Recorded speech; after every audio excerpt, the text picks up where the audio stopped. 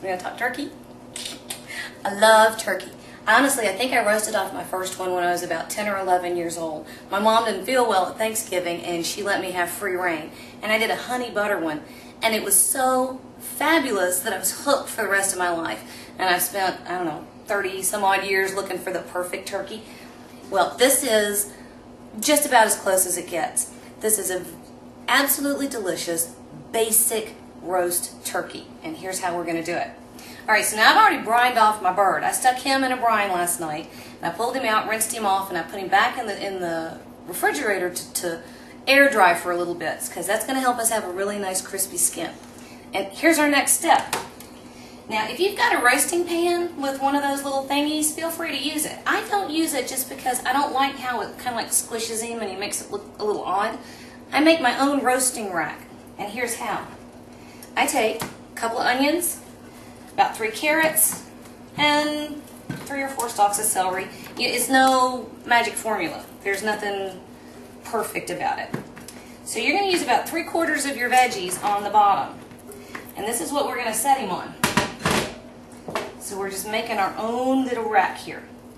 And the awesome thing about this is that as that bird roasts and all those juices, oh, it's kind of fat, all those juices come down out of that bird, they're going to roast in here with all these vegetables that are going to be caramelizing up at the same time.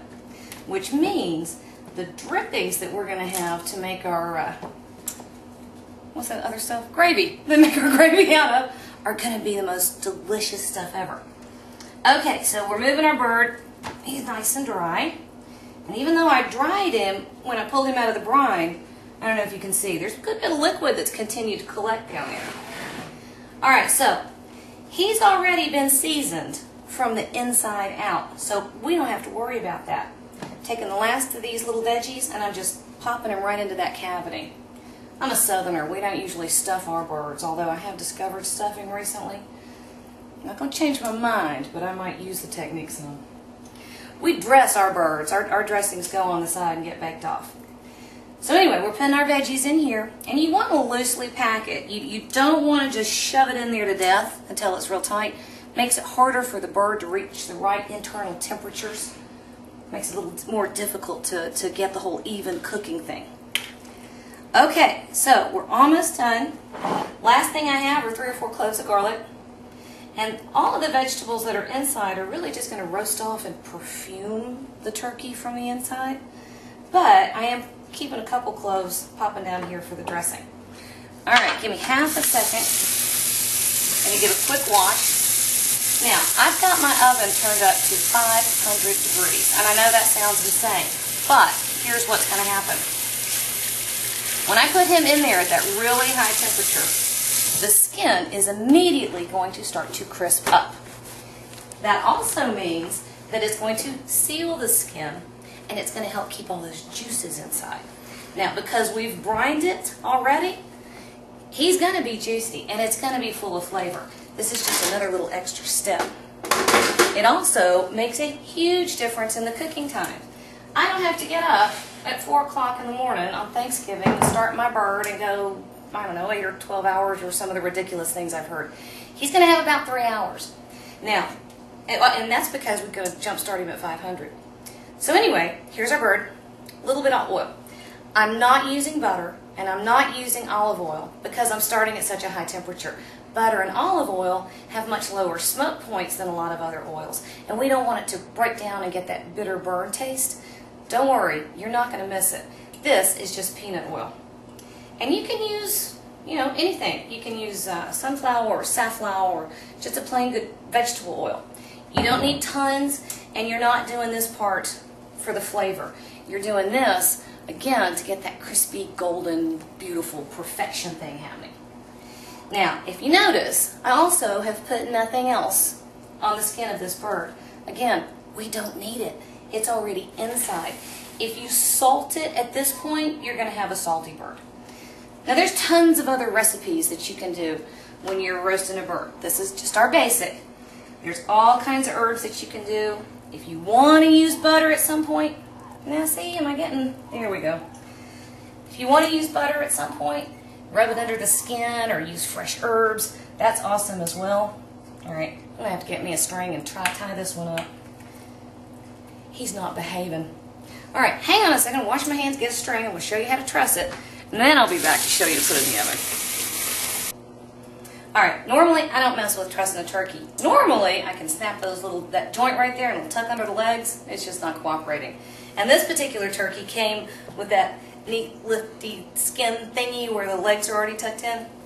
You know, the only reason you have to truss a turkey, or you want to truss a turkey, is to make it a more compact package so he'll cook more evenly. So we're not going to worry about tying him up so he looks like a convict. All we're doing is tucking these wings in to make it a more even shape. Okay, we're ready to go. My oven's hot, 500 degrees. I'm going to pop it in there. I'm going to set the timer for 30 minutes, and I'll be back in 30 minutes to show you the next step, which is turning the oven down. Okay, we've had half an hour at 500 degrees. Woo! Don't melt your mascara. I think I do that every time I open a hot oven. Now check out this action. Remember what I said about the golden crispy crust? Awesome! There it comes. All right, I've just turned my oven down to 350 degrees. Here's what we're going to do. Meat thermometer. If you don't have one, get one. It's the most fabulous tool you can use in the kitchen, and it is an absolute surefire way of making sure that your turkey is done to perfection. All right, don't get the knot in it like I did. So what you're going to do at this point is fix your thermometer. Okay, now the skin is already crisped and it's sealed and it's gorgeous. What we don't want to do is have it get very much darker than this. So what we're going to do is find the oyster. Come here. Here's the leg and there's the thigh, and right in here is the sweet spot, which is why if you have a pop-up thermometer on your turkey, ignore it. It means nothing. You're coming right in here. That's the thickest part of the thigh, and that's where you want to take its temperature. So we have set our thermometer to go off at 165 degrees. That's exactly what we want. Now, we're going to turn him this way. We're going to very loosely, not too tight, cover him with aluminum foil, and he's going right back in the oven. I'd say 2, maybe 2 hours and 15 minutes. We'll see. It doesn't matter how long. What matters is the readout on that thermometer. So everything else, nope, there's my timer. Everything else is dependent on that temperature reading. So I can sit back and relax. Every once in a while, I'll check my thermometer. Make sure that I hit 165 degrees. Actually, when it gets about 155, I'm going to uncover him again to let him get a little darker and more golden. Other than that, it's just a waiting game at this point. See, I'm sitting here waiting on you. Okay, our little beeper hit 165 and ding, ding, ding. Now, a few minutes ago, I pulled off the, wait for it. I pulled off the aluminum foil. Check this out. This is so awesome. Now, there's all kinds of tricks and tips and old wife tales and all kinds of stuff about how to tell when your turkey is done.